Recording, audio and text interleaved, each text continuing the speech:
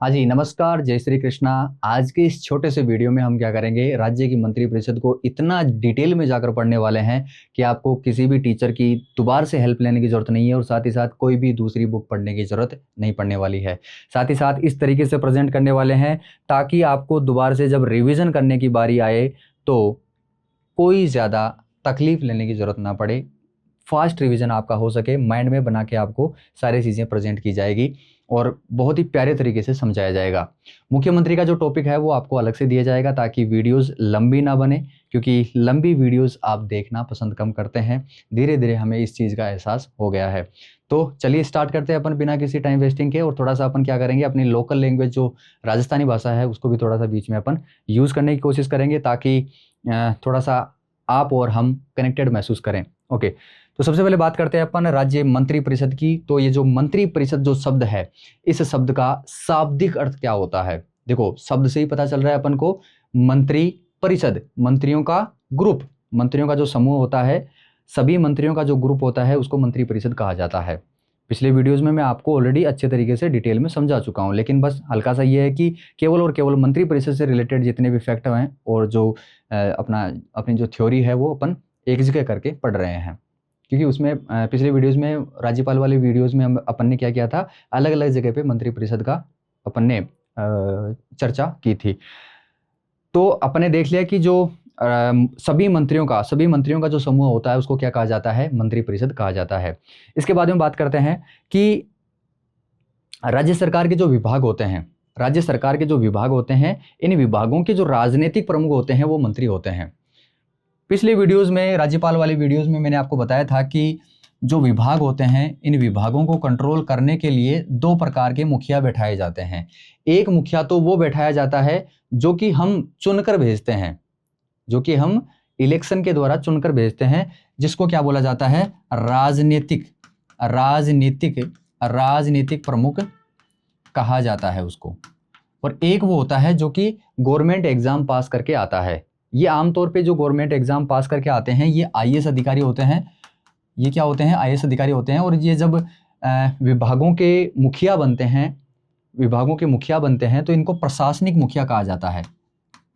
प्रशासनिक मुखिया इनको कहा जाता है। और जब ये पद पे बैठते हैं, प्रशासनिक मुखिया बनकर जब ये विभागों के पद पे बैठते हैं, मतलब विभागों को कंट्रोल करने के लिए प्रशासनिक मुखिया के पद पे बैठते हैं, तो इनको क्या कहा जाता है, सचिव कहा जाता है। सचिव या सेक्रेटरी कहा जाता है। ये चीज़ें मैं आपको पहले भी बता चुका हूँ। तो विभागों को कंट्रोल करने के लिए एक तो वो बैठाया जाता है जो कि सरकारी एग्जाम पास करके आता है। ये आमतौर पे क्या होते हैं, आईएएस अधिकारी होते हैं। इनको क्या कहा जाता है, विभागों के सचिव या सेक्रेटरी कहा जाता है। एक वो होते हैं जो कि हम डायरेक्टली अपने हाथों से चुनकर भेजते हैं। ये आमतौर पे क्या होते हैं, ये एमएलए होते हैं। और ये एमएलए क्या बनते हैं, फिर मंत्री बनते हैं। और ये जब मंत्री बनते हैं तो ये राजनीतिक प्रमुख कहलाते हैं, क्योंकि ये राजनीति से निकल कर आते हैं, कोई एग्जाम पास करके नहीं आते हैं। एग्जाम्पल के तौर पे अगर देखा जाए तो शिक्षा विभाग का जो राजनीतिक प्रमुख होगा वो शिक्षा मंत्री होगा। ऊर्जा विभाग का जो मंत्री होगा उसको ऊर्जा मंत्री कहा जाएगा। खनन विभाग का जो राजनीतिक प्रमुख होगा उसको खनन मंत्री कहा जाता है। तो इस तरीके से जो विभागों के जो राजनीतिक प्रमुख होते हैं उनको मंत्री कहा जाता है। और इन सभी मंत्रियों का जो ग्रुप होता है उसको मंत्रिपरिषद कहा जाता है।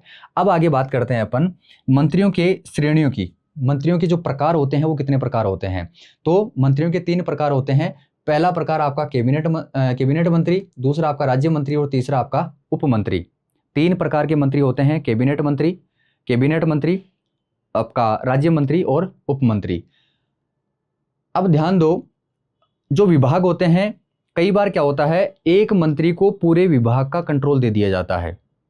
एक मंत्री को पूरे विभाग का कंट्रोल दे दिया जाता है, उसको राजनीतिक प्रमुख बना दिया जाता है। पूरा वही सर्वे सर्वा होता है, वही उसको पूरा कंट्रोल करता है। तो जब मंत्री पूरा कंट्रोल करता है किसी विभाग को तो उसको स्वतंत्र प्रभार वाला मंत्री कहा जाता है। स्वतंत्र प्रभार वाला मंत्री उसको कहा जाता है। लेकिन कई बार क्या होता है कि ये जो स्वतंत्र प्रभार वाले जो मंत्री होते हैं, इनको सपोर्ट करने के लिए अतिरिक्त प्रभार वाले मंत्री भी बना दिए जाते हैं। इन अतिरिक्त प्रभार वाले मंत्रियों का काम क्या होता है, इनको एक तरीके से हेल्प करने का या असिस्टेंट बनकर ये इनकी मदद करते हैं। तो यहां पर जो कैबिनेट मंत्री हैं, ये कैबिनेट मंत्री स्वतंत्र प्रभार वाले मंत्री होते हैं। कंप्लीटली ये कैबिनेट मंत्री क्या करते हैं, किसी विभाग पे पूरा कंट्रोल रखते हैं, वही उसका सर्वे सर्वा होता है।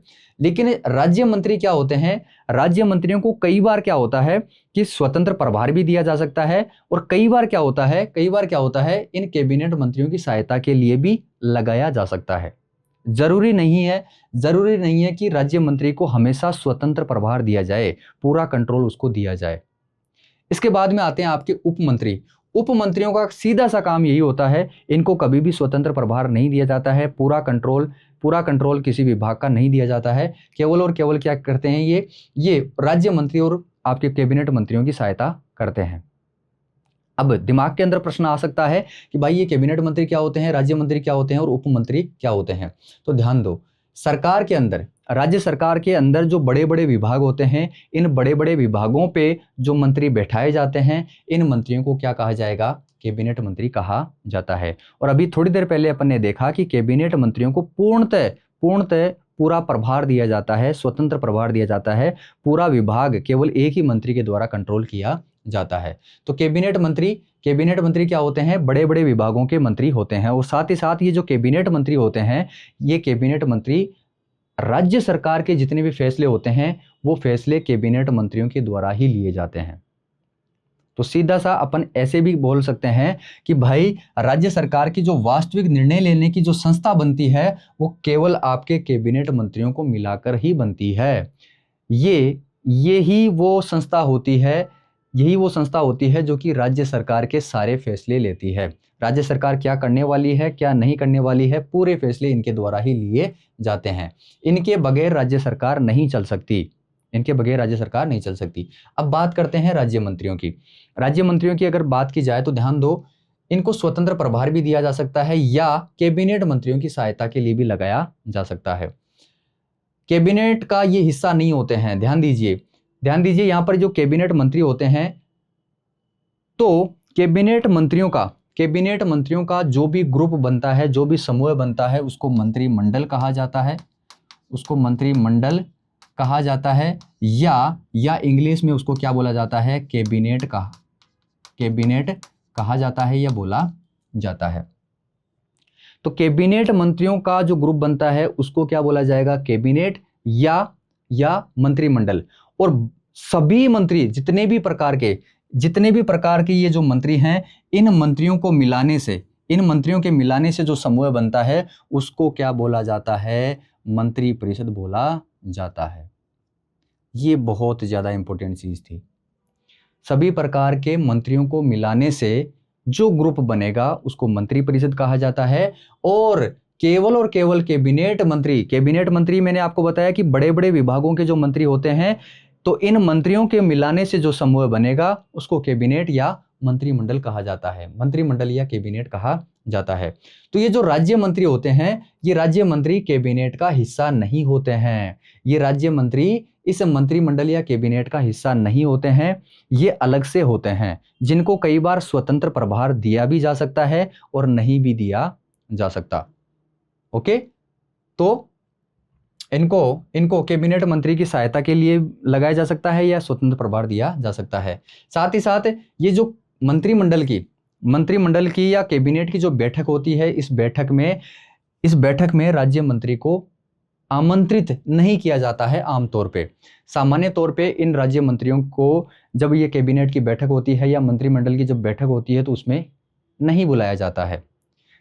जब राज्य मंत्री से संबंधित कोई विभाग है, उस विभाग से संबंधित अगर कोई मामला आ चुका है उस बैठक के अंदर, तो ही क्या होगा, उस राज्य मंत्री को बुलाया जाता है, अदरवाइज नहीं बुलाया जाता है। समझ रहे हो इस बात को? आगे बात करते हैं। उप मंत्रियों की बात करते हैं तो इनको स्वतंत्र प्रभार कभी नहीं दिया जाता है। केवल ये राज्य मंत्री या कैबिनेट मंत्री, ऊपर के जो ये राज्य मंत्री या कैबिनेट मंत्री है, इनको सपोर्ट करने के लिए, असिस्टेंट के तौर पे हेल्प करने के लिए इनको लगाया जाता है। किनको? उप मंत्रियों को। ओके, तो जो मंत्री हैं वो कितने प्रकार के होते हैं? कैबिनेट मंत्री, राज्य मंत्री और उप मंत्री। तीनों को मिलाने से राज्य मंत्री परिषद बनती है और केवल कैबिनेट मंत्रियों को मिलाने से क्या बनती है? कैबिनेट या मंत्रिमंडल बनती है। और जो राज्य सरकार के जो अहम फैसले लिए जाते हैं, जो मुख्य जो निर्णय लिए जाते हैं राज्य सरकार के, वो केवल और केवल किसके द्वारा लिए जाते हैं? कैबिनेट मंत्रियों के द्वारा ही लिए जाते हैं। और कैबिनेट मंत्रियों के अंदर आपका मुख्यमंत्री भी शामिल होता है। कैबिनेट मंत्रियों के अंदर आपका मुख्यमंत्री भी शामिल होता है। इस चीज़ को भी थोड़ा ध्यान रखना भाई। अभी मैंने आपको बताया कि बड़े विभागों के मंत्री होते हैं और बड़े विभाग मुख्यमंत्री ले लेता है पहले ही। बड़े विभाग मुख्यमंत्री ही पहले ले लेता है, जैसे कि गृह विभाग हो जाता है, आपका वित्त विभाग हो जाता है। ये जो बड़े बड़े विभाग हैं ये पहले आपका मुख्यमंत्री ही ले लेता है। तो आपका कैबिनेट मंत्री हो जाता है कौन? मुख्यमंत्री। अब आगे बात करते हैं अपन संसदीय सचिव की। संसदीय सचिव क्या होता है? पिछले वीडियो में मैंने आपको बताया था कि हम जो एमएलए चुनकर भेजते हैं, इन एमएलए के इन विधायकों या एमएलए के अंदर ही क्या होता है? एक एमएलए को संसदीय सचिव बना दिया जाता है। इस संसदीय सचिव का काम क्या होता है? विधानमंडल के जो सदन है, मतलब विधानसभा का जो सदन है, इस सदन में कागजी कार्यवाही करने का काम किसका होता है? संसदीय सचिव का होता है। साथ ही साथ ये संसदीय सचिव क्या करता है? जो मंत्री होते हैं इन मंत्रियों को हेल्प करता है। कौन? संसदीय सचिव। संसदीय सचिव का जो पद होता है वो आमतौर पे विधायक का पद ही होता है।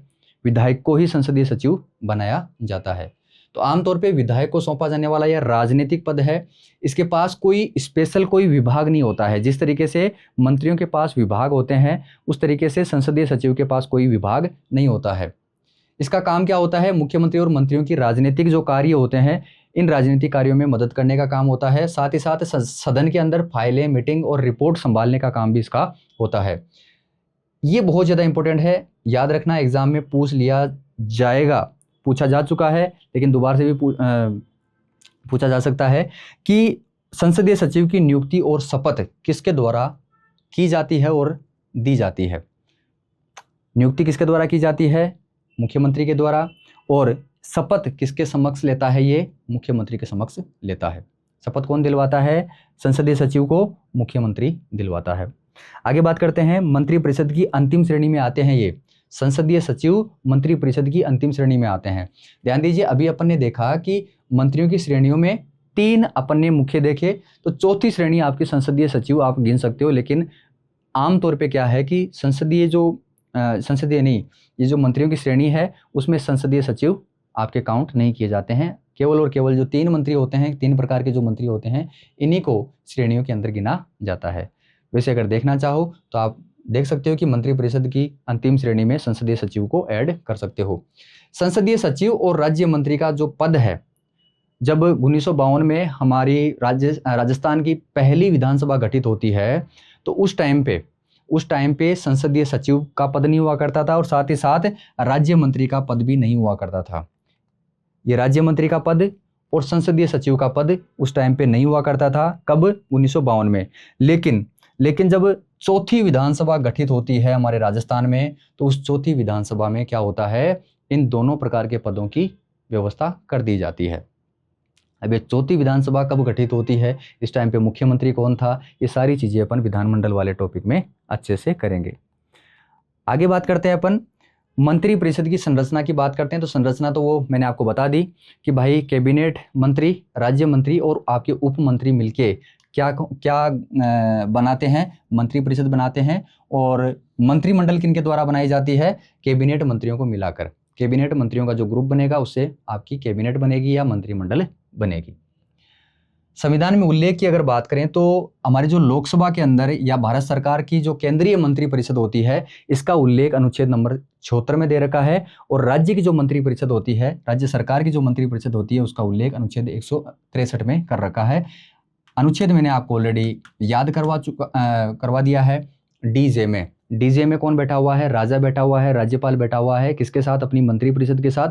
और वो क्या कर रहा है? सलाह मशुरा कर रहा है, उससे सलाह ले रहा है अपनी मंत्रिपरिषद से। मंत्रिमंडल, मूल संविधान में मंत्रिमंडल का जो उल्लेख है वो आपको नहीं देखने को मिलता है। अपना जो ओरिजिनल संविधान है, ओरिजिनल संविधान में मंत्रिमंडल का उल्लेख नहीं मिलता है। मंत्रिमंडल का मतलब जो कैबिनेट मंत्रियों का जो समूह होता है, इसका उल्लेख आपको देखने को नहीं मिलता है। लेकिन बाद में 44वां जो संविधान संशोधन किया गया हमारे संविधान के अंदर 1976 में, तो इस 44वें संविधान संशोधन के तहत अनुच्छेद नंबर 352 में ये बात जोड़ी जाती है मंत्रिमंडल से संबंधित। मंत्रिपरिषद का आकार बड़ा होता है, मंत्रिमंडल का आकार छोटा होता है। सीधी सी बात है भाई, सभी मंत्रियों को अगर आप इकट्ठा कर दोगे तो आकार बड़ा हो जाएगा, लेकिन उनमें से कुछ मंत्री जो कि बड़े बड़े विभागों के मंत्री होते हैं, तो उनका आकार छोटा होता है। उसका जो समूह बनेगा वो समूह क्या हो जाएगा, छोटा हो जाएगा। तो मंत्रिपरिषद का आकार बड़ा और मंत्रिमंडल का आकार आपका छोटा होता है। मंत्रिपरिषद कम शक्तिशाली होती है जबकि मंत्रिमंडल अधिक शक्तिशाली होती है। शुरुआत में मैंने आपको बताया कि जो सरकार के जो बड़े बड़े फैसले लिए जाते हैं, महत्वपूर्ण फैसले लिए जाते हैं, वो केवल और केवल किसके द्वारा लिए जाते हैं, कैबिनेट मंत्रियों के द्वारा लिए जाते हैं। तो कैबिनेट मंत्रियों को मिलाने से क्या बनेगी, मंत्रिमंडल या कैबिनेट बनेगी। तो जिसके पास ज़्यादा फैसले लेने की पावर होती है तो वो ज़्यादा शक्तिशाली बन जाती है। तो कहने का मतलब यह है कि मंत्रिमंडल ज़्यादा शक्तिशाली हो जाएगी और मंत्रिपरिषद कम शक्तिशाली हो जाएगी। तो यहाँ पे आपका एक कन्फ्यूजन आ सकता है दिमाग के अंदर कि भाई मान के चलो कि भाई मंत्रिपरिषद में ये जो राज्य मंत्री है और उप मंत्री है, इनकी पावर को जीरो मान लो, इनकी पावर को क्या मान लो, जीरो मान लो, इनके पास कोई पावर नहीं है, ऐसा मान के चल सकते हैं। हालांकि इनके पास पावर होती है, लेकिन मान के चल सकते हैं कि भाई इनके पास मान के देख लेते हैं कि भाई इनके पास पावर क्या है, जीरो है। लेकिन मंत्रिमंडल में भी क्या है, कैबिनेट है, और मंत्रिपरिषद में भी क्या है, कैबिनेट है। तो फिर इनकी पावर ज्यादा और कम कैसे हो गई, इनकी पावर कम ज्यादा कैसे हो गई? भाई दोनों में कैबिनेट मंत्री है, तो या तो इनको बराबर मानो, और बराबर नहीं मानते हो तो मंत्रिपरिषद को ज्यादा पावरफुल होना चाहिए। लेकिन आकार को अगर देखा जाए तो क्या होता है, ये मंत्रिमंडल क्या है, ज्यादा पावरफुल है। क्यों? क्योंकि इसके जो सारे जो मंत्री होते हैं, इन सभी मंत्रियों की हेल्प से ही राज्य सरकार चलती है, अदरवाइज राज्य सरकार नहीं चल सकती। सभी के सभी मंत्री यहाँ पे क्या होते हैं, पावरफुल होते हैं। इसलिए इनका जो समूह बनता है वो भी ज्यादा शक्तिशाली बन जाता है आकार के हिसाब से। ओके, तो मंत्रिपरिषद कम शक्तिशाली बन जाती है और मंत्रिमंडल आपकी अधिक शक्तिशाली बन जाती है। ध्यान दीजिए, यहाँ पर कैबिनेट मंत्री, राज्य मंत्री और उप मंत्री, इन तीनों के मिलाने से मंत्रिपरिषद बनती है। तो एक बात अपन ऐसे बोल सकते हैं, एक स्टेटमेंट ऐसे बोल सकते हैं कि सभी कैबिनेट मंत्री आपके मंत्रिपरिषद में शामिल होते हैं। लेकिन मंत्रिमंडल में सभी मंत्री नहीं हो सकते। इस लाइन को ढंग से सुनो, दोबारा से सुनो, कि सभी कैबिनेट मंत्रिपरिषद में हो सकते हैं, लेकिन सभी कैबिनेट मंत्री मंत्रिपरिषद के सदस्य हो सकते हैं, होते ही हैं, लेकिन सभी मंत्री कैबिनेट का हिस्सा नहीं हो सकते, कैबिनेट के सदस्य नहीं हो सकते। भाई ये दो प्रकार के जो मंत्री बच जाते हैं, राज्य मंत्री और उप मंत्री, ये आपके कैबिनेट के या मंत्रिमंडल के सदस्य नहीं होते हैं। तो ये स्टेटमेंट आपके एग्जाम में पूछी जा सकती है, तो इसको थोड़ा सा ध्यान में रखना। आगे बात करते हैं अपन राज्य मंत्रिपरिषद के प्रमुख कामों की बात करते हैं। तो भाई अब सरकार के सारे काम इनके द्वारा किए जाते हैं, तो जो राज्य सरकार के जो काम होते हैं वो सारे के सारे आपकी राज्य मंत्रिपरिषद के काम होते हैं। जैसे कि नीति का निर्माण करना, विधि जो कानून है और जो नियम है वो बनाना, विभागों का समन्वय होने का मतलब यह है कि जैसे मान लो ऊर्जा विभाग है और आपका खनन विभाग है, जब इन दोनों विभागों को आपस में सूचना का आदान प्रदान करना होगा तो क्या करेंगे, इनके जो मंत्री होंगे वो मंत्री ही आपस में सूचना का आदान प्रदान करते हैं। और इस सूचना का आदान प्रदान करने को क्या बोला जाता है, समन्वय बोला जाता है, कोऑर्डिनेशन बोला जाता है। कोऑर्डिनेशन, समन्वय, कोऑर्डिनेशन। तो सूचना का आदान प्रदान करना, आपस में बातचीत करना, ये सारा जो समन्वय किया जाता है मंत्रियों के द्वारा किया जाता है या मंत्रिपरिषद के द्वारा किया जाता है। तो विभागीय समन्वय करना इनका काम होता है। प्रशासनिक नियंत्रण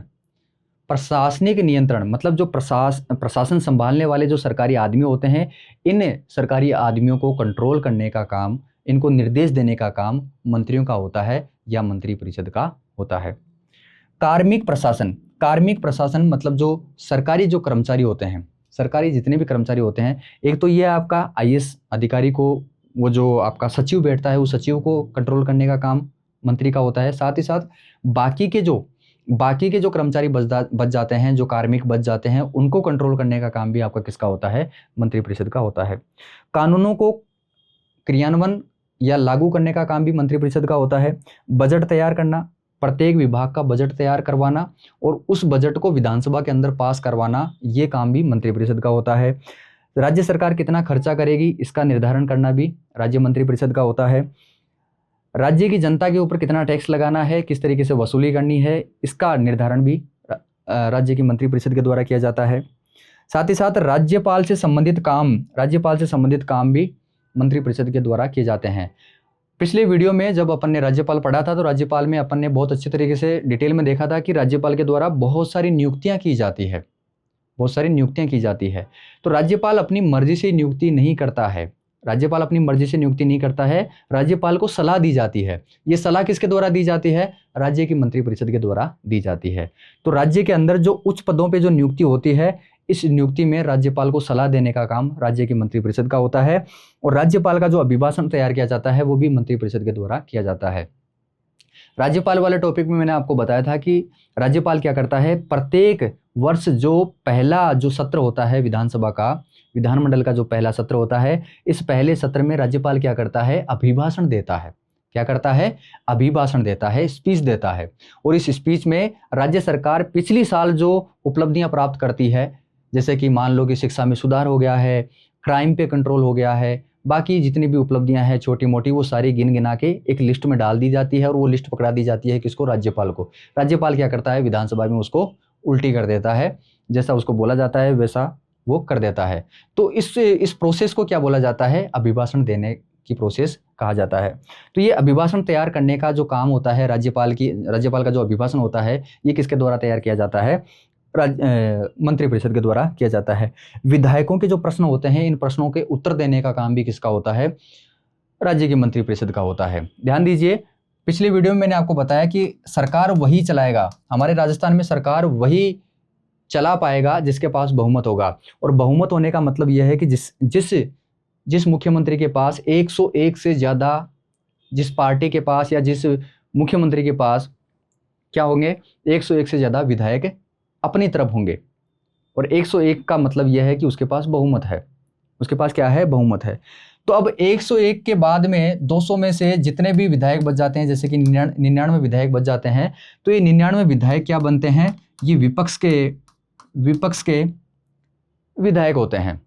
और ये जो 101 होते हैं, ये सरकार के विधायक होते हैं, सरकार के विधायक या सरकार के एमएलए होते हैं, सरकार की पार्टी के होते हैं। तो जब सरकार से ये 99 जो विपक्ष वाले विधायक प्रश्न पूछते हैं, तो इन प्रश्नों का जवाब देने का काम भी किसका होता है? राज्य की मंत्रिपरिषद का होता है।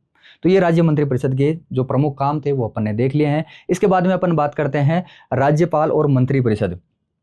पिछले वीडियो में ये सारी चीज़ें मैं आपको डिटेल में समझा चुका हूँ कि राज्यपाल को सलाह देने का काम किसका होता है? राज्य की मंत्रिपरिषद का होता है। अनुच्छेद 163 में ये बात बोली गई है। तो राज्यपाल क्या करता है? मंत्रिपरिषद को सलाह और सहायता देने का, नहीं ऐसे उल्टा लिख दिया है मैंने ना, राज्यपाल मंत्रिपरिषद की, अच्छा, राज्यपाल क्या करता है? मंत्रिपरिषद से सलाह लेगा और उस सलाह के अनुसार कार्य करता है। लेकिन हर बार राज्यपाल मंत्रिपरिषद की सलाह से ही काम करे ऐसा जरूरी नहीं है। राज्यपाल अपने विवेक से भी काम कर सकता है, खुद का दिमाग भी वो काम में ले सकता है। और जब वो खुद का दिमाग काम में लेके कोई फैसला लेता है, तो वो फैसला क्या होगा? अंतिम होगा। राज्यपाल जब स्वविवेक का प्रयोग करके अपना निर्णय लेता है, तो वो निर्णय अंतिम होता है। और इस निर्णय पे कोई भी सवाल जवाब नहीं किए जा सकते, कोई भी नहीं पूछ सकता कि भाई तुमने ये निर्णय क्यों लिया है। कोर्ट भी नहीं पूछ सकता, न्यायालय भी नहीं पूछ सकता राज्यपाल से कि भाई तुमने ये फैसला क्यों लिया है। साथ ही साथ जो मंत्रिपरिषद राज्यपाल को सलाह देती है, इस सलाह के बारे में भी कोर्ट नहीं पूछ सकता कि भाई तुमने क्या सलाह दी है और ये सलाह क्यों दी है। तो न्यायालय मंत्रियों के द्वारा जो राज्यपाल को सलाह दी जाती है उसकी भी जांच नहीं कर सकता। राज्यपाल विवेक अधिकार से जो निर्णय लेता है उसकी न्यायिक समीक्षा नहीं की जा सकती। न्यायिक समीक्षा का सीधा सा मतलब है कि न्यायालय उसकी जांच नहीं कर सकता। विवेक अधिकार के विषय पे जब राज्यपाल निर्णय लेता है तो वो निर्णय अंतिम होता है। ठीक है। राज्यपाल सामान्य कार्यों में मंत्रिपरिषद की सलाह से काम करता है, लेकिन हर बार काम करे ये जरूरी नहीं है। राज्यपाल के विवेक अधिकार के विषय में राज्यपाल खुद अपना निर्णय ले सकता है। और ये सारी बातें आपके अनुच्छेद नंबर 163 में लिखी गई है। अनुच्छेद 163 का 1, 2 और 3।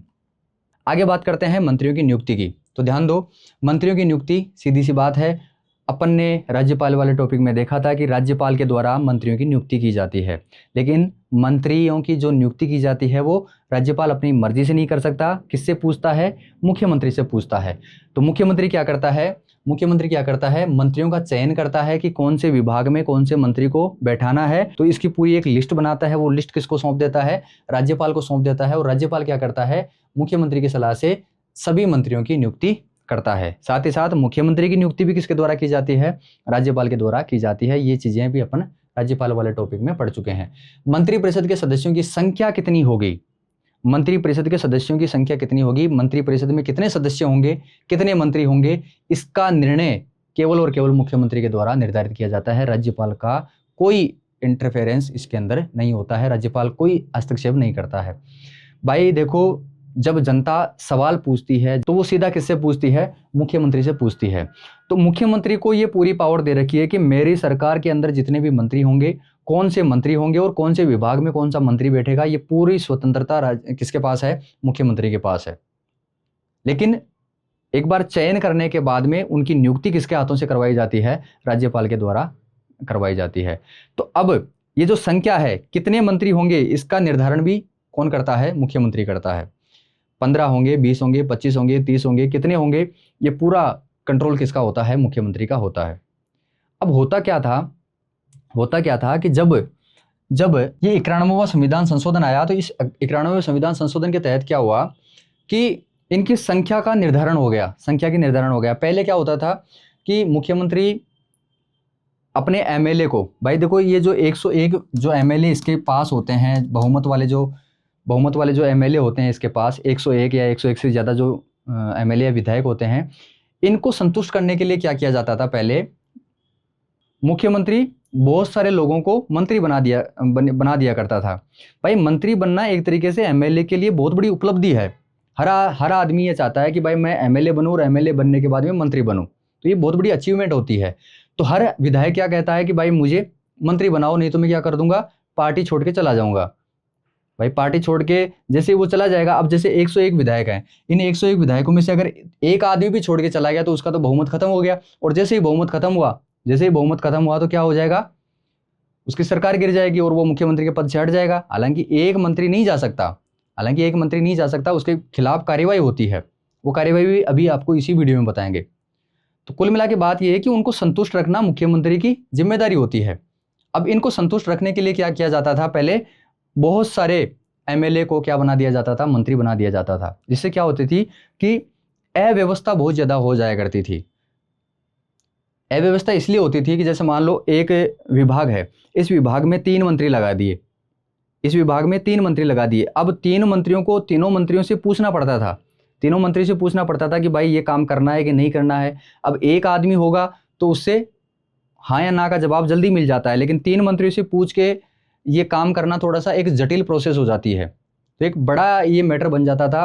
अव्यवस्था बहुत ज़्यादा हो जाया करती थी, जिसके कारण क्या हुआ कि ये जो संख्या है वो संख्या निर्धारित कर दी गई 91वें संविधान संशोधन 2003 के तहत। कितनी की गई वो सारी चीजें आपको बताई जाएगी। ओके, कुल मिला के अपन ये देख रहे थे कि मंत्रिपरिषद के सदस्यों की संख्या का निर्णय किसके द्वारा किया जाता है? मुख्यमंत्री के द्वारा किया जाता है। अब ध्यान दो, राज्यपाल वाले टॉपिक में मैंने आपको बताया था दल बदल का सिस्टम क्या होता है। दल बदल नाम से ही पता चल रहा है कि दल को बदल लिया, पार्टी को बदल लिया। यहां पर ये जो 101 विधायक है, बहुमत इनका बना हुआ है। मान के चलो कि इनमें से 1 या 2 या 10 विधायक छोड़ के दूसरी पार्टी में जाके मिल जाते हैं, तो सीधी सी बात है कि इनका क्या हो जाएगा? बहुमत खत्म हो जाएगा, सरकार गिर जाएगी। सरकार गिरते ही क्या हो जाएगा? मुख्यमंत्री हट जाएगा, मंत्रिपरिषद हट जाएगी। यही होगा। जब ये छोड़ के मान लो 10 आदमी छोड़ के गए हैं, तो क्या होगा? ये दूसरी पार्टी में मिलेंगे और फिर क्या करेंगे, बहुमत बना के फिर से अपनी खुद की सरकार बनाएंगे। मान के चलो कि ये 5 दिन सरकार चलाते हैं या 10 दिन सरकार चलाते हैं और फिर से क्या होता है कि उनमें से 15 या 20 आदमी छोड़कर कहीं दूसरी पार्टी में चले जाते हैं और दोबारा से वो बहुमत बना के अपनी खुद की पार्टी बना लेते हैं। तो अगर ऐसा ही चलता रहा तो क्या सरकार स्थायी तौर पे चल सकती है, या अपना जो विकास है किसी राज्य का या किसी देश का वो सही तरीके से हो सकता है क्या? नहीं हो सकता। तो इस चीज़ को रोकने के लिए हमारे संविधान में एक संशोधन किया गया। कौन सा? 52वां संविधान संशोधन। इस 52वें संविधान संशोधन के तहत दल बदल विरोधी कानून आया कि दल को बदलना अब क्या हो जाएगा, एक तरीके से अपराध माना जाएगा और इसके खिलाफ क्या की जाएगी, कार्यवाही की जाएगी। भाई होगा क्या कि अगर आप पार्टी को छोड़ के, चालू सरकार में से पार्टी को छोड़ के अगर दूसरी पार्टी में चले जाओगे तो आपके खिलाफ कार्यवाही की जाएगी। वो कार्यवाही क्या है कि आपको सदस्यता जो आपकी है उसको खत्म कर दिया जाएगा। आप एमएलए हो तो आपके एमएलए की जो सदस्यता है वो खत्म कर दी जाएगी। आप अब एमएलए नहीं रहेंगे। भाई कितने पैसे लगू के आदमी आता है, एमएलए बनता है और वो पार्टी को छोड़ जाने के इस छोटे से चक्कर में क्या होता है, वो अपनी सदस्यता खो बैठता है। तो आप सोच के देखो उससे ज़्यादा पनिशमेंट उसके लिए क्या हो सकती है। एमएलए का पद छीनना एक बहुत बड़ी सज़ा हो जाती है।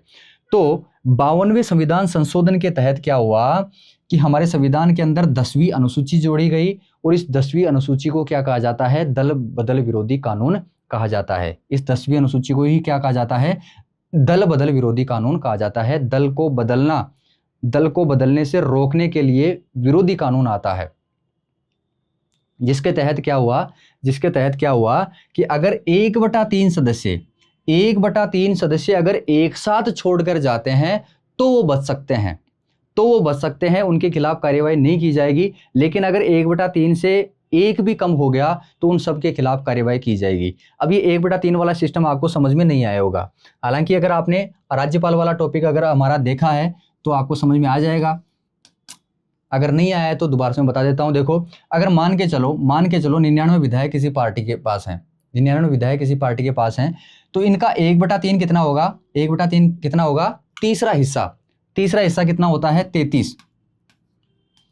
तो ये 52वां संविधान संशोधन ये कहता है कि भाई अगर 33 विधायक एक साथ छोड़कर चले जाएंगे, किसी दूसरी पार्टी में जाके मिल जाएंगे, तो इन 33 के खिलाफ कोई कार्यवाही नहीं की जाएगी। भाई इतनी बड़ी संख्या में छोड़कर जा रहे हैं तो कहीं ना कहीं इस पार्टी में कुछ ना कुछ गलत है, तो उनको माफ कर दिया जाएगा, उनकी सदस्यता खत्म नहीं की जाएगी। लेकिन अगर वहीं पर 32 सदस्य चले गए, 33 में से एक भी कम हो गया, तो इन 32 के 32 जो हैं, इनकी एमएलए की जो सदस्यता है वो खत्म कर दी जाएगी। ओके, लेकिन ध्यान दो कि ये जो 33 सदस्य हैं, ये 33 सदस्य एक साथ होकर पार्टी को बदलने में थोड़ा सा आसानी रहती है। ये बहुत कम संख्या है, ये क्या है, बहुत कम संख्या है। तो इसको थोड़ा सा और ज्यादा मजबूत बनाया गया, 91वें संविधान संशोधन के तहत। अब क्या हुआ, 91वें संविधान संशोधन के तहत क्या हुआ कि भाई अब आपको 1/3 नहीं, 2/3 मतलब तीसरे हिस्से का दुगना। 33 का दुगना कितना हो जाएगा, 66। 33 का दुगना कितना हो जाएगा, 66। तो अगर 99 में से 66 सदस्य अगर एक साथ छोड़कर जा रहे हैं तो भाई साहब भयंकर समस्या है इस पार्टी में। तो उन 66 के 66 सदस्यों को क्या कर दिया जाएगा, माफ कर दिया जाएगा, उनकी सदस्यता खत्म नहीं की जाएगी, उनके खिलाफ कोई कार्यवाही नहीं की जाएगी। कानून ये कहता है, कौन सा, 91वें संविधान संशोधन। कहने का मतलब, ध्यान से समझने की कोशिश करो कि 52वें संविधान संशोधन के तहत जो 1/3 वाला जो सिस्टम लागू किया गया था कि 1/3 अगर छोड़कर जाएंगे तो उनके खिलाफ कोई कार्यवाही नहीं की जाएगी। अगर 1/3 से एक भी सदस्य कम हो गया तो उनकी सदस्यता खत्म कर दी जाएगी। और ये सदस्यता खत्म कौन करेगा, अगर लोकसभा का मैटर है तो लोकसभा का अध्यक्ष अयोग्य घोषित करके उनकी सदस्यता खत्म कर सकता है। और अगर विधानसभा का मैटर है तो विधानसभा का जो अध्यक्ष है वो अध्यक्ष क्या कर सकता है, उसकी सदस्यता को खत्म कर सकता है, उसको अयोग्य घोषित कर सकता है, जो कि मैं थोड़ी देर बाद में भी आपको अच्छे तरीके से बताऊंगा।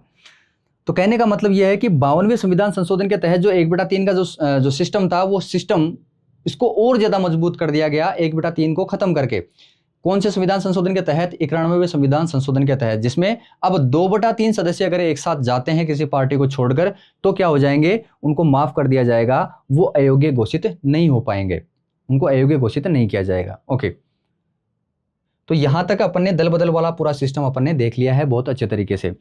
अब बात करते हैं थोड़ी सी 91वें संविधान संशोधन की। देखो, जब संशोधन होता है तो एक दो चीजों को पकड़ के नहीं किया जाता है, बहुत बड़े उसमें बदलाव किए जाते हैं और भी पॉइंट उसमें लिए जाते हैं।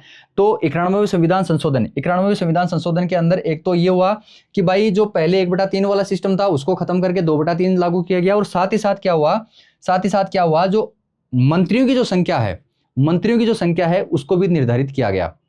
भाई अधिकतम कितने होंगे, न्यूनतम कितने होंगे, इनका जो डिसीजन है वो भी 91वें संविधान संशोधन के तहत ही किया गया। तो ये 91वां संविधान संशोधन लागू कब होता है? 1 जनवरी 2004 से लागू होता है।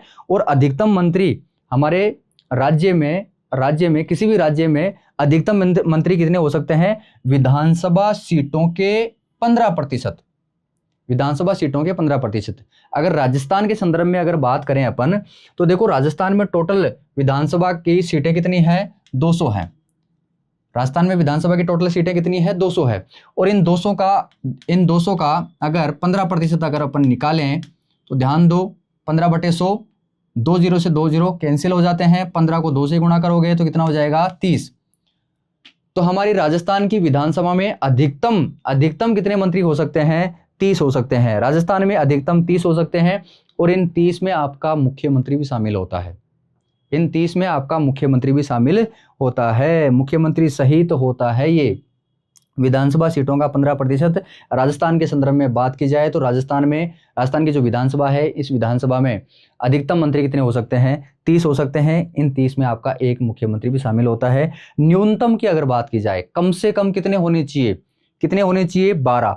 कम से कम कितने होने चाहिए? 12 होने चाहिए। और इन 12 में कौन शामिल है? आपका मुख्यमंत्री भी शामिल है।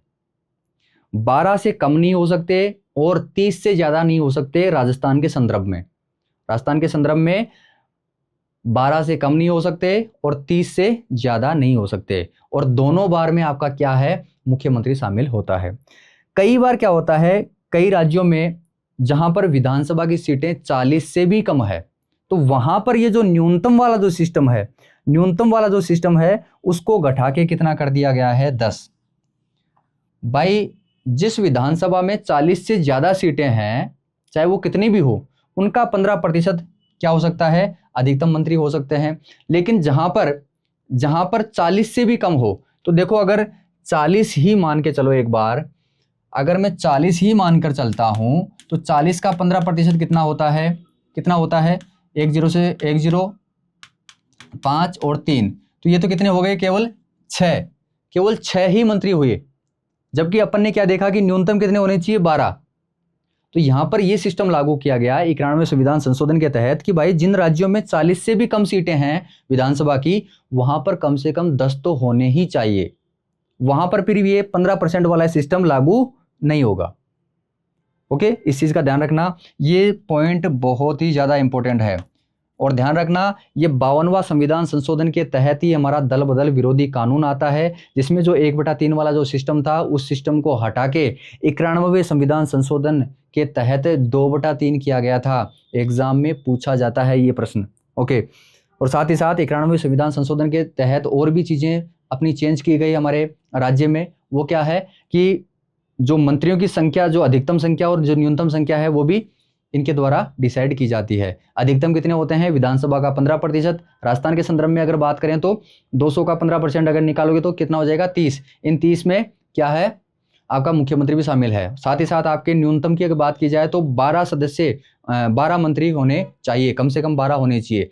लेकिन जहां पर 40 से भी कम विधानसभा की सीटें हैं, तो वहां पर क्या होगा कि भाई कम से कम आपको 10 मंत्री होने चाहिए। वहां पे फिर वो 15% वाला सिस्टम लागू नहीं होगा, क्योंकि अगर 15% का अगर सिस्टम लागू करोगे तो 6 ही मंत्री बने, और 6 मंत्री मिलके सारे राज्य के विभाग नहीं संभाल सकते। तो कम से कम 10 मंत्री तो होने ही चाहिए।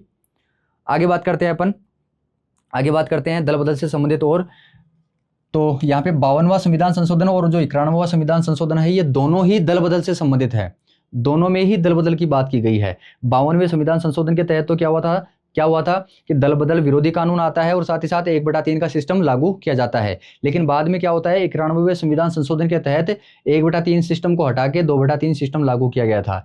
तो 52वां संविधान संशोधन और 91वां संविधान संशोधन, ये दोनों ही क्या हैं, दल बदल से संबंधित हैं। आगे बात करते हैं ये जो अयोग्यता। अब ध्यान दो, मैंने आपको कहा था कि भाई अब वर्तमान में क्या है कि जो 2/3 वाला सिस्टम है, 2/3 सदस्य मतलब 1/3 का दुगना। अगर 99 सदस्य हैं, 99 किसी पार्टी के 99 सदस्य हैं, इन 99 में से अगर 66 या 66 से ज्यादा विधायक अगर एक साथ छोड़कर जाते हैं तो वो क्या बच सकते हैं। लेकिन अगर ये कम हो जाएंगे तो क्या होगा, उनके विरोध में कार्यवाही की जाएगी। कार्यवाही क्या होगी कि उनकी सदस्यता खत्म की जा सकती है, और उनको अयोग्य घोषित किया जा सकता है। तो ये अयोग्य घोषित करने का जो मामला है वो लोकसभा या विधानसभा अध्यक्ष के द्वारा किया जाता है। अगर लोकसभा का मैटर है तो लोकसभा अध्यक्ष उसको अयोग्य घोषित करेगा और उसको सदस्यता उसकी खत्म करेगा। विधानसभा का अगर मैटर है तो विधानसभा का जो अध्यक्ष है वो अयोग्य घोषित करता है। ये बहुत ज्यादा इंपॉर्टेंट लाइन है, ये इसको ध्यान रखना। आगे देखिए, केंद्रीय प्रावधान की और राज्य प्रावधान की, जो कि दल बदल और आपके मंत्रिपरिषद के आकार से संबंधित है। तो यहाँ पर अनुच्छेद 75 1 क में केंद्रीय मंत्रिपरिषद के आकार से संबंधित बातें लिखी हुई है, और 75 1 ख में जो संसद का सदस्य जो दल बदल की वजह से जो अयोग्य घोषित होता है उसकी बातें इसमें लिखी गई है। भाई लोकसभा में भी ऐसा सिस्टम हो सकता है, पार्टी तो कहीं भी बदली जा सकती है, राज्य सरकार में बदली जा सकती है, केंद्र सरकार में बदली जा सकती है। तो केंद्र सरकार में या संसद की बात करें तो संसद सदस्य जो अयोग्य घोषित होता है, उस अयोग्य घोषित होने की जो बातें हैं वो कौन से अनुच्छेद में लिखी गई है, अनुच्छेद नंबर 75 1 ख में लिखी गई है।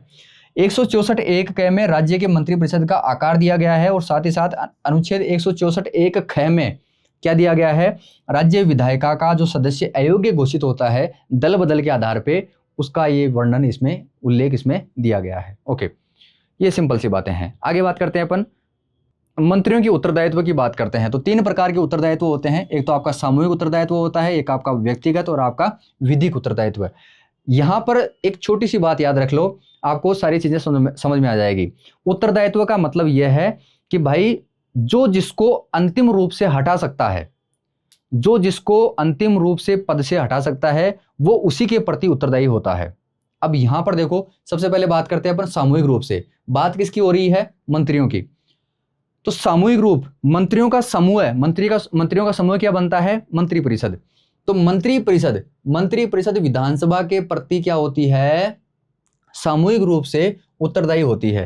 कहने का मतलब यह है कि अगर विधानसभा को मंत्रिपरिषद पसंद नहीं आती है तो विधानसभा क्या कर सकती है, मंत्रिपरिषद को हटा सकती है। कैसे हटा सकती है, अविश्वास प्रस्ताव लाकर। राज्यपाल वाले टॉपिक में मैंने आपको बताया था कि अविश्वास प्रस्ताव पारित करके, अच्छा ये अविश्वास प्रस्ताव लाता कौन है, विपक्ष लाता है। क्यों लाता है, सरकार को हटाने की मंशा से, कि भाई जो चालू सरकार है उसको हटा दिया जाए और फिर क्या होगा, हम बहुमत बना के हम सरकार बना लेंगे। तो ये गलत मंशा से क्या करते हैं, विपक्ष वाले अविश्वास प्रस्ताव लाते हैं। और जब अविश्वास प्रस्ताव जब पारित हो जाता है तो क्या होगा कि चालू जो मंत्रिपरिषद है या जो चालू जो सरकार है वो हट जाती है। तो ये जो पूरी प्रोसेस होती है, ये पूरी प्रोसेस कहां पर होती है, विधानसभा के अंदर होती है। मंत्रिपरिषद को हटाने का जो पूरा सिस्टम होता है वो विधानसभा के अंदर होता है। तो कहने का मतलब यह है कि मंत्रिपरिषद विधानसभा के प्रति सामूहिक रूप से क्या होती है, उत्तरदायी होती है।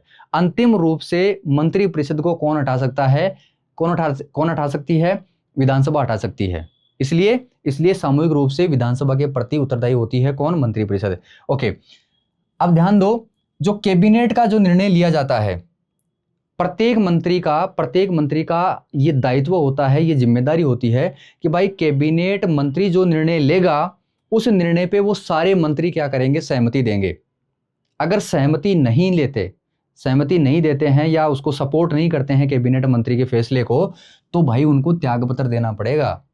उनको क्या देना पड़ेगा, त्यागपत्र देना पड़ेगा। सरकार जो भी निर्णय लेगी उन निर्णयों के प्रति क्या होगा, सभी मंत्रियों को सपोर्ट देना पड़ता है, हाँ बढ़नी पड़ती है, चाहे वो फैसला सही हो चाहे गलत हो, सभी मंत्रियों को उस पर हाँ बढ़नी पड़ती है। जब वोटिंग होती है तो उनको सरकार की तरफ ही क्या करना पड़ता है, वोट डालना पड़ता है।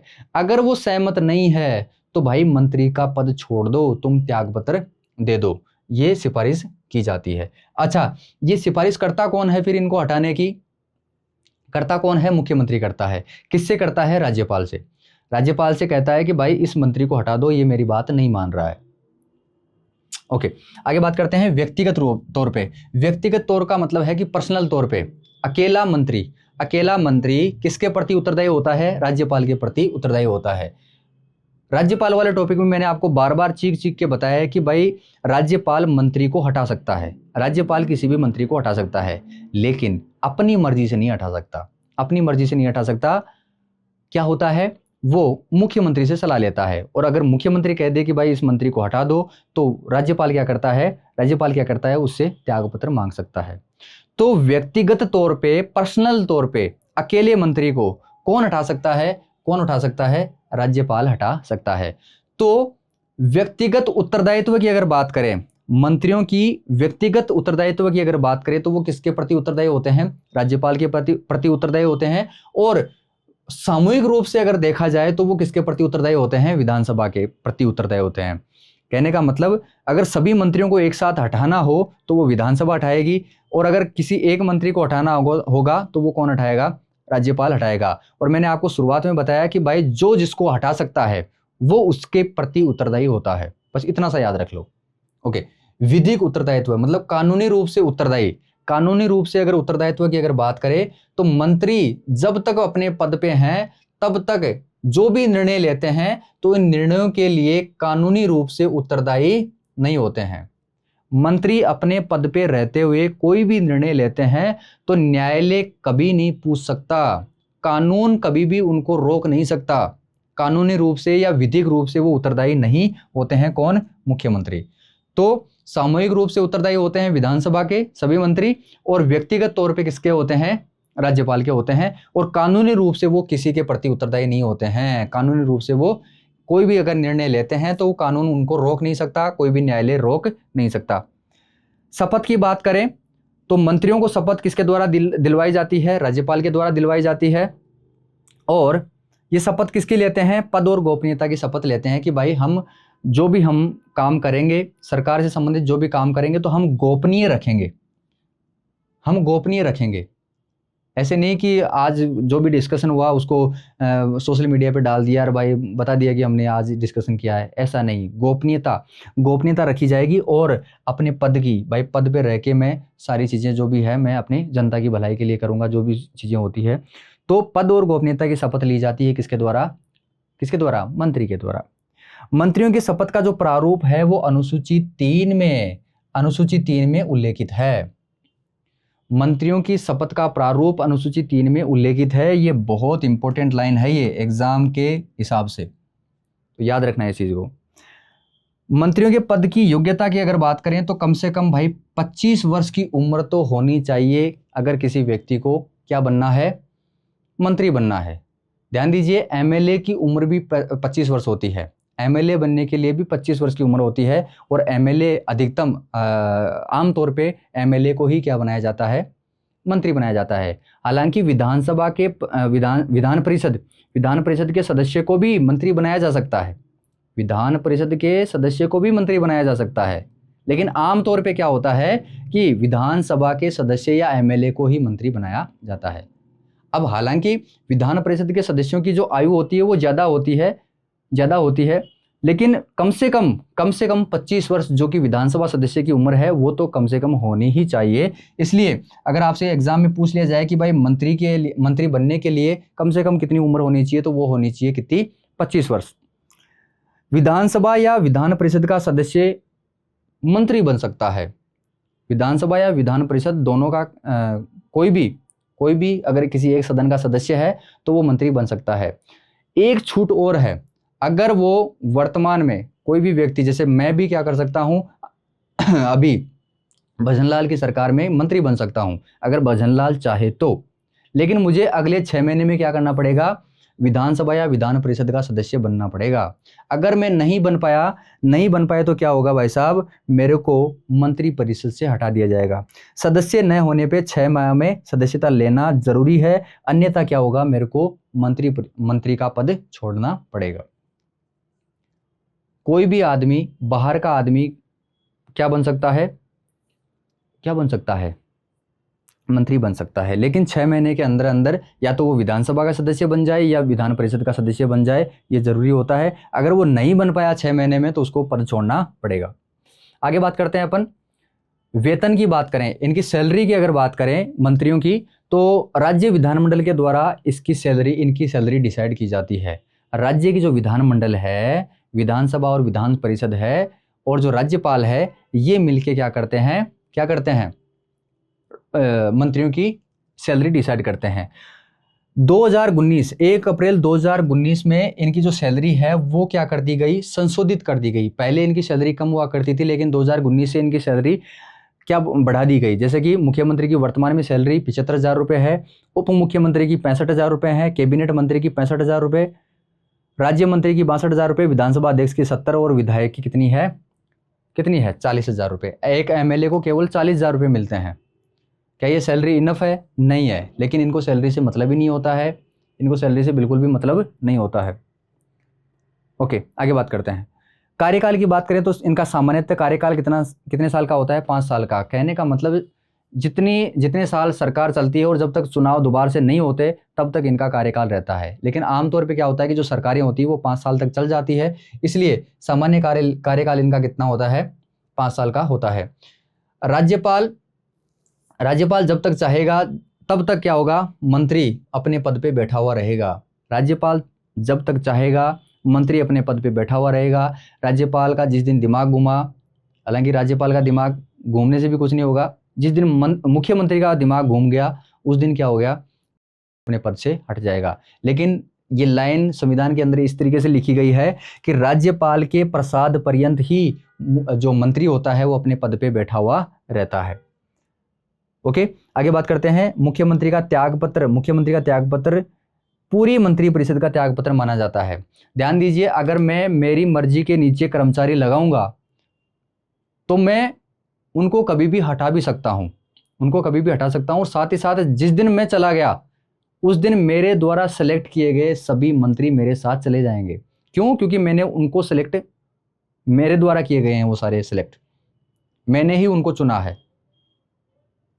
ठीक है, तो मेरे द्वारा चुने हुए जो मंत्री हैं वो दूसरी सरकार में दूसरे मुख्यमंत्री के अंडर में काम नहीं कर सकते, क्योंकि मैंने चुना है, मेरी मर्जी से चुना है। तो जिस दिन मैं मुख्यमंत्री जो पद पे बैठा हुआ हूं, जिस दिन मैं त्यागपत्र दूंगा या पद से हटूंगा तो मेरे साथ वो पूरे जो मंत्री हैं वो भी मेरे साथ चले जाते हैं। तो मुख्यमंत्री का त्यागपत्र पूरी मंत्री परिषद का त्यागपत्र माना जाता है।